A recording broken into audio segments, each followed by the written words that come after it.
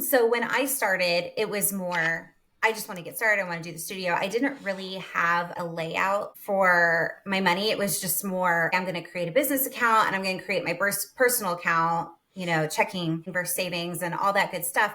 And the lines would continually blur, right? I didn't know what belonged here, what belonged there. And by the time I finally started realizing this is a problem, I already had all these bills and it was chaotic almost. Like, how do I organize this? Where do I begin? I mean, it was very overwhelming. So let's say a teacher comes to you and they are thinking, I need more students. I need to make more money. Help me market. And as you're having the conversation, you're seeing, I don't think that this is marketing so much. It's more, dare I say, money management. How do you approach that with the teacher and kind of help sort it out? So first, I want to back up for just a second, because when you said, when I first started, I had a business account and I had a personal account. I just want to celebrate that, because a good majority of teachers don't even get to that point. They're working out of one bank account, and there's, like you said, the lines get blurred and then you don't know what's going where. Money is a hard topic. It is something that makes us feel very vulnerable. So oftentimes we will hide from it. We kind of just stick our head in the sand, whether it's maybe kind of hoarding all the receipts until the end of the year and not dealing with tracking things so you know what's going where, or it's not keeping an eye on your bank accounts, or there's so many different things that we can hide from. And I think that is why when some teachers find themselves in a position where it's like, they know they're not making enough money, and they look at, well, that's because I don't have enough students and I feel uncomfortable marketing. So we start looking for, well, what is the cause of this? And so when teachers come to me and the initial ask is, I need help marketing, sure, we take a second and we look at, okay, well, tell me about your marketing plans. Let's get everything down on paper and take a look at what is happening. And then we shift into, with permission, because money is a difficult topic, we shift into, let's talk about the finances of the business. Let's figure out what's the health here? How healthy is the business at this time? And, what are your numbers? And more often than not, what we uncover is that there's a lack of systems in place, so that we don't understand how much money is coming in each month. We don't understand how much money is going out each month. And so it's about figuring out, how can we get the right systems in place and really examine what's happening with the money. And at that point, that's where we may discover this isn't a marketing problem. This is a money problem.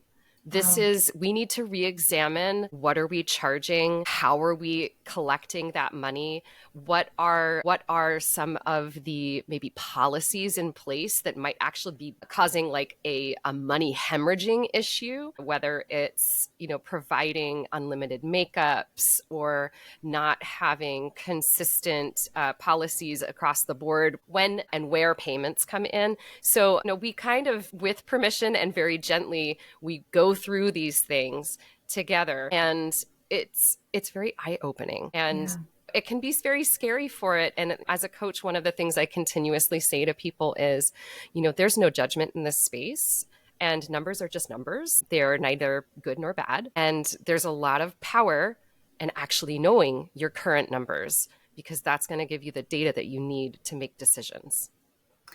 Wow. I really like, first of all, how you are emphasizing that you gently do this, you're asking them permission, because I don't think that a lot of piano teachers know that this is the majority. And this is just my perspective. Maybe I'm wrong, but it seems to me most of the music teachers that I talk to, not just piano teachers, but just teachers across the board, this is a very common problem.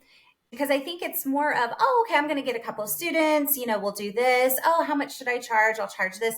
And it kind of builds itself almost in a backwards kind of sense, right? Like you don't have the business plan. It's like you get the business together and then you're getting the business plan. So it's almost like you're reversing it, even though you have an existing business.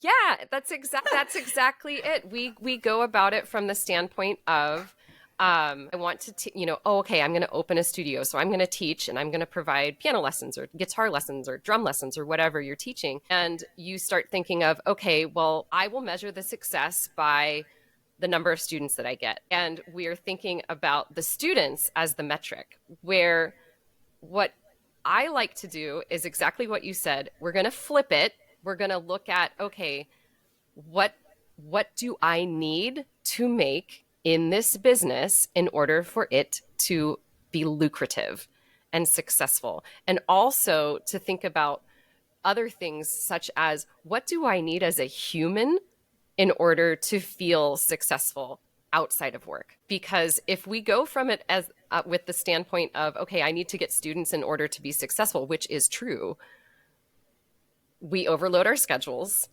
We don't make space for the important things in our lives. And we approach this is going to sound so trite because it's like very, business speaky, but we approach it from this scarcity mindset of that there's never going to be enough. But if we can reverse engineer things and figure out what is enough, put a dollar sign to it, and go from that standpoint, the numbers really change. Wow. So what signs maybe would suggest that a teacher might actually maybe more of a financial balance problem? Okay, so there might be many different signs, and we've mentioned a couple of them, so let's kind of reiterate. If you do not have separate finances for the business, if you don't have a specific business account, maybe even multiple business accounts where you have an account to take in the revenue, an account to save for your taxes. If you find, so that's one thing, definitely separating the accounts and really legitimately treating your business as a business, because that's what it is. Other signs might include a lack of awareness around numbers, or feeling like I don't want to look at the numbers because the numbers feel scary to me. And that's a very common thing, like ostriching and, sticking your head in the sand and not wanting to look at numbers because they feel intimidating. So that might be another sign. And I think one of the biggest signs is how we do our taxes. Now, this, of course, is different. I mean, if you're listening in Canada or in the UK, you've got, or France, like you've got entirely different rules. But even within the United States, the state rules and the local rules are so different. But if doing taxes at the end of every year is a huge struggle, there's room to grow. Yeah. Yeah. Oh man, did I learn my lessons taxes last year? Let me tell you what. I am now working into the whole quarterly thing, and that's a whole nother podcast in itself, but it's definitely a real thing. And I love that you're talking about having different accounts, because the profit first thing, oh my goodness gracious, that has helped me so much. And it's just by having these separate little accounts, and I figured out my percentage of everything. I had no idea how stressed out I was about money until I started separating that. Because now I'm like, oh, I don't have to worry about that anymore. I know how much I have for myself. Actually, to be honest with you, I feel like I got a raise. Even though my money is being dispersed and it looks like less money, I'm not afraid to use it, and I know where it's going, and I have confidence and I have control over it. No, there's so many options out there, but I just want to circle back to what you said about the fact that even though money is, being filtered into different accounts for different purposes, you feel like you had a raise because the money that's going to you, you're confident that you can spend it because where the rest of the money has gone. And it's already, been sent to, things like a retirement fund, or this is a credit card payment, or this is, the savings for taxes.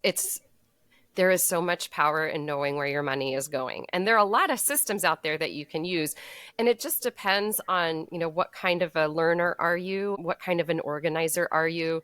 Do you want to be really hands-on with it?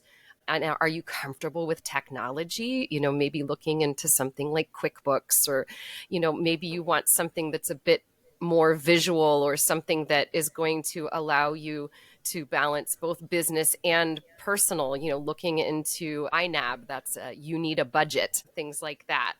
There's endless tools out there. You can go for the software, or you can go for making a Google spreadsheet and putting in formulas, just figuring out how do I want to organize it. And again, how hands-on do I want to be? There are many people who would benefit because of their business model, especially if you are like a multi-teacher studio, or if you have multiple income streams coming in. Maybe you have things like, I'm teaching group lessons, I'm doing private lessons, I'm a gigging musician, I have a church job, I have all of these different income streams coming in, and it feels complicated to track. You may benefit from hiring a bookkeeper. It could be, yes, it's going to be an investment, but having that peace of mind and not being worried and knowing that you are taking care of your business, taking care of yourself, taking care of your family, taking care of your retirement, that is worth the peace of mind. That's worth that money.